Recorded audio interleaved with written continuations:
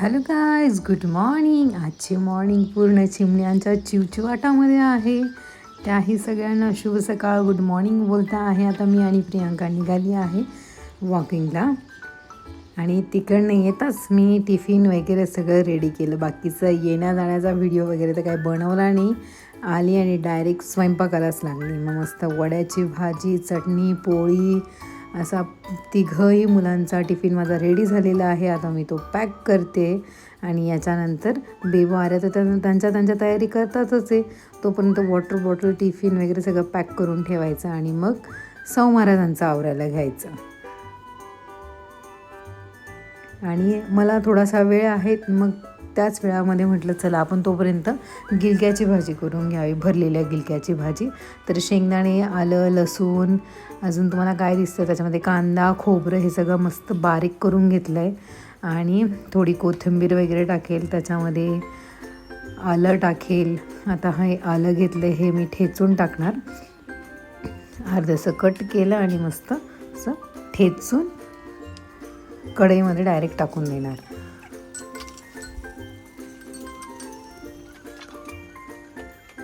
आणि त्याच्यानंतर आता वाळलेला कढीपत्ता, 2 लाल मिरची आणि हा काळा मसाला माझा संपला आहे तर तो मी काढायला घेतला आहे. आणि हे सगळं मस्त छान असं भाजून झालं आहे. हे भाजून झालं की मी मस्तपैकी मिक्सरमधनं बारीक करून घेणार हे सगळं.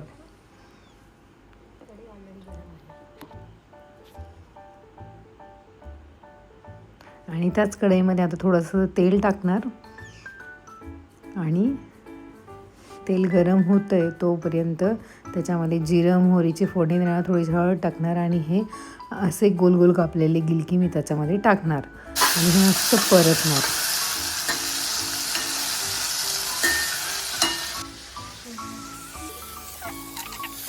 हे मीठ टाकलं आहे म्हणजे लवकर शिजतील ते. आणि आता झाकण ठेवून दिलं आहे.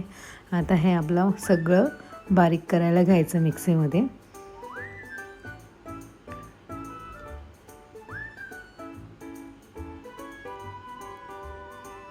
आणि हे आता मी मिक्सीच्या तालावर थोडंसं डान्स करताना.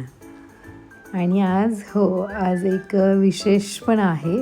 आपले शंकर महाराज जे आहेत त्यांचं तुम्हाला माहिती आहे, माझ्या घराशेजारीच ओपन प्लेसमध्ये अक्षय मठाची स्थापना झालेली आहे. तर तिथे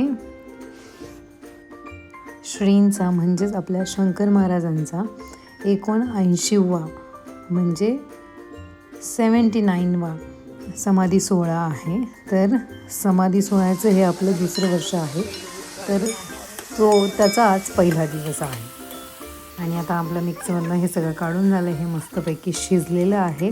आता यात मसाला, लाल तिखट, हळद, काळा मसाला हे मी सगळं टाकणार. ही सुकी नाही बनवणार आहे, आज मी थोडी रस्सावाली बनवणार आहे.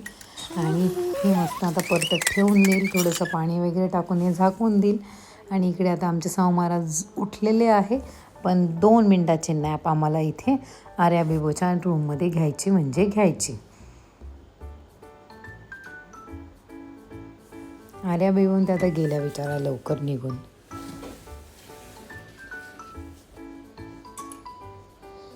आणि ही बघा मस्त भाजी, सुंदर उकळताना.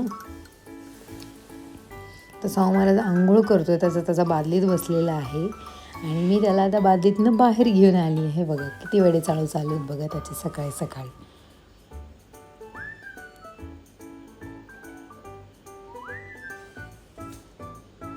आणि आता फटाफट मी त्याला रेडी करते. आणि एकच टी शर्ट घालायचं रोज आम्हाला, ताडोबा. आणि म्हटलं एक दिवस आड करून घाल, तर नाही म्हणे. काल स्कूलमधनं आला आणि आता पुन्हा तेच घालायचं आहे त्याला.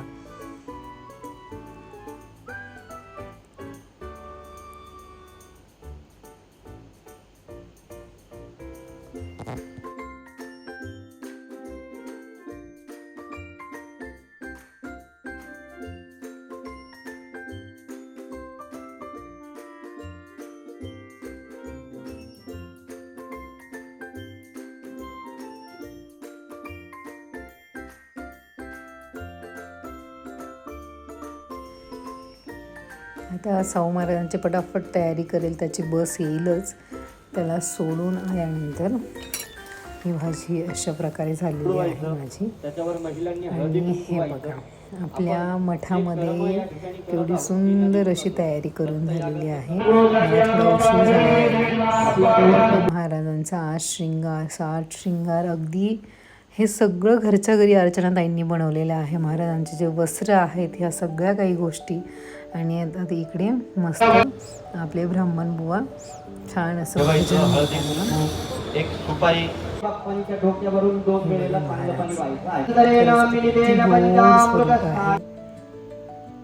आणि हे तुम्हाला माहिती आहे आपला यज्ञ जो पेटवायचा असतो, अग्नी जी प्रज्वलित करायची असते, तर आपण साधं गाडीपेटीने करू शकतो, पण यज्ञयागासाठी ही अशी अग्नी प्रज्वलित केली जाते. हे बघा सगळ्या ज्या ज्या जोड्या पूजेला बसलेल्या आहेत त्या सगळेजण ही अग्नी प्रज्वलित करण्याचा प्रयत्न करतायत. आता अर्चनाताई आणि दादा अगदी थोडासा बारीकसा असा धूर निघायचा आणि स्पीडली ह्या गोष्टी करायला पाहिजे, म्हणजे एकसारखं झालं पाहिजे, तेव्हा ती अग्नी प्रज्वलित होते. आणि होते प्रज्वलित. मी बघितलं पहिल्यांदा, मी असा काहीतरी एवढा सुंदर अनुभव घेतलेला आहे.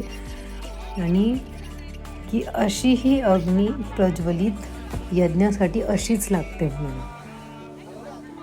त्यातनं थोडासा धूर निघतो, त्यात ठिणग्या निघतात, ती सगळी अशी मस्त कोळशाच. हे बघा बघितलं. आपण म्हणायचं ना पूर्वीचे लोक असे करतात, किंवा वणवा पेटताना फांदीवर फांदी घासते आणि मग त्याच्यातनं आग होते. आणि हा प्रकार बघा, आता हा पूर्ण कोळसा तयार झाला एकमेकावरती घर्षण होऊन आणि ही अग्नी प्रज्वलित झाली आहे. त्यात महाराजांचं वस्त्रही त्याच्यामध्ये गेलं, पण काही नाही, अग्नी पूर्ण प्रज्वलित करण्यासाठी तेवढं पुरेसं आहे. आणि हे बघा ते जे होतं झालेलं त्याच्यामध्ये थोडीशी हवा देत आहे, म्हणजे अशा ठिणग्या निघतील ते बघा. आणि आता हे त्या ताटामध्ये टाकताच आग पेटेल. अग्नी देवता लगेच तिचं स्वरूप धारण करेल. काल माझा दिवस कुठे गेला ना हे मला कळालंच नाही.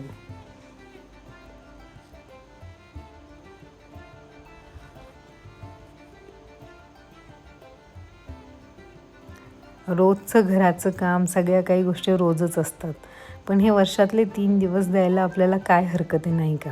पूर्ण आपण 24 तास तर नाहीच देत, त्यातलेही 2 किंवा 3 तास थोड्या वेळाप्रमाणे. आणि हे बघा अग्नी भगवान प्रज्वलित झाले इथे. आणि हे आता आपल्या यज्ञकुंडामध्ये पडेल आणि आपला यज्ञकुंड प्रज्वलित होईल. मग इथे होम हवनाचं आहुतींचं कार्यक्रम हा दुपारून चालू होईल. सकाळी इथे पोथी वगैरे वाचन झालं, त्यावेळेस मला सकाळी नाही जमलं, आर्यांदांची स्कूल होती त्याच्यामुळे. हे बघा आपले अग्नी भगवान.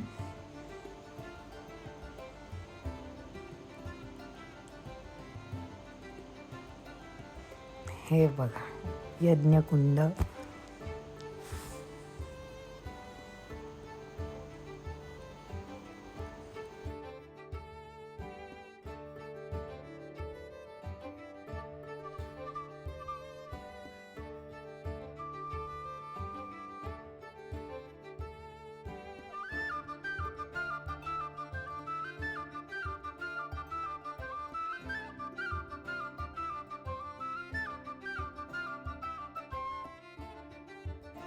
आता ब्राह्मण व शुद्ध गाईचं तूप टाकतात त्याच्यामध्ये आणि हा पूर्णपणे आपला यज्ञकुंड तयार झाला आहे.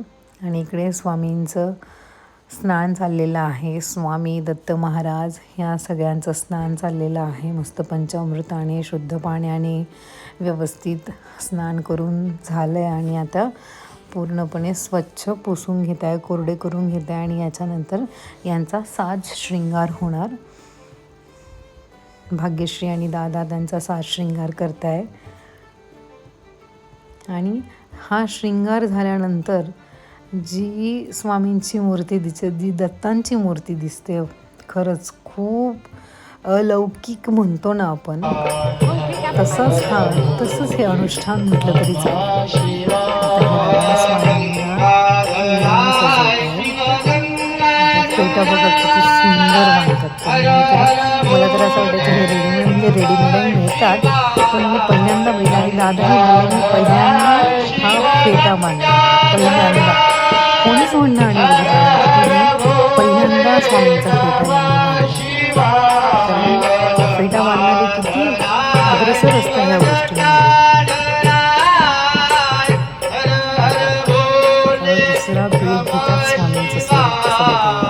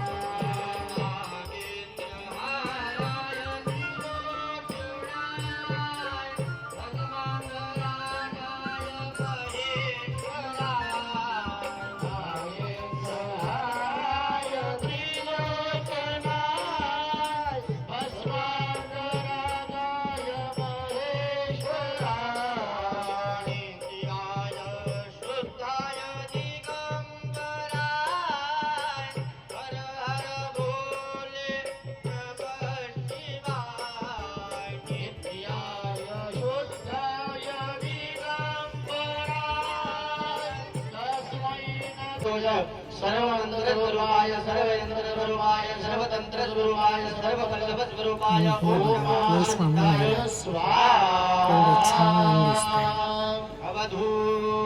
अगदी शांत असा भाव आहे त्यांच्या चेहऱ्यावर. आणि आता अर्चनाताई तिकडे स्थापन करण्यासाठी देत आहे महाराजांना. त्यांच्या आता स्थानापन्न होण्याची वेळ आलेली आहे. हा होमाचा पहिला दिवस आहे. आज हे 3 दिवस होम चालणार आहे. आणि आपले स्वामी आता इथे स्थापन झालेत. आणि इकडे दत्त महाराजांनाही फेटा बांधला हे बघा. आणि दत्त महाराजही आता स्थापन होतील त्यांच्या जागेवरती. दिवसभर यज्ञ याग वगैरे करून संध्याकाळची ही आरती. आरतीचा मान आम्हाला दोघांनाही आज मिळाला. खूप चांगलं वाटलं.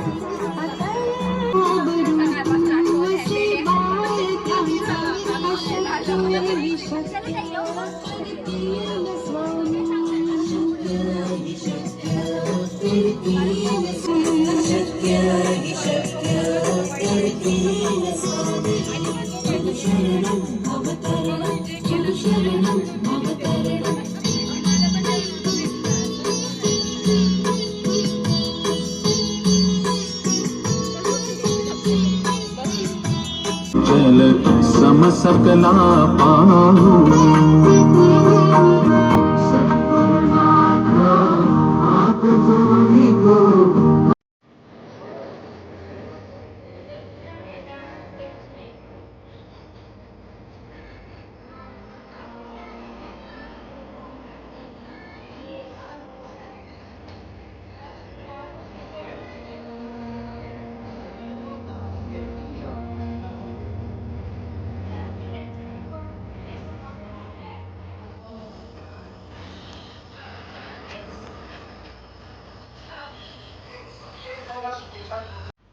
तर हा असा होता आज आमचा पूर्ण दिवस.